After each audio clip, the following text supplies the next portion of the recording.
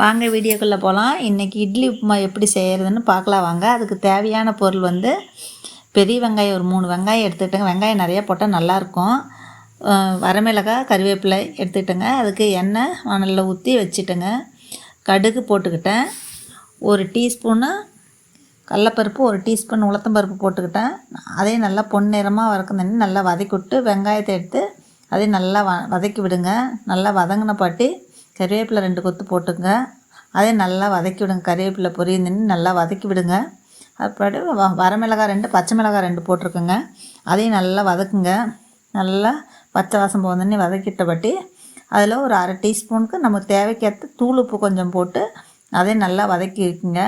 நம்ம இட்லி உதுத்து வச்ச இந்த இட்லியை கொட்டிடுங்க. கொட்டி அதில் இருக்கிற ஈரப்பதம் போந்தோடனே இட்லியில் இருக்கிற ஈரப்பதம் போந்தோடனே நல்லா வதக்கிக்குங்க. பாருங்கள், நல்லா வதக்கி எடுத்துக்கங்க இட்லியை. கொஞ்சம் கொத்தமல்லி இலையை தூவி சேவ் பண்ணிக்கங்க. காலையில் டிஃபனுக்கு செம்ம டேஸ்ட்டாக இருக்குங்க இட்லி உப்புமா.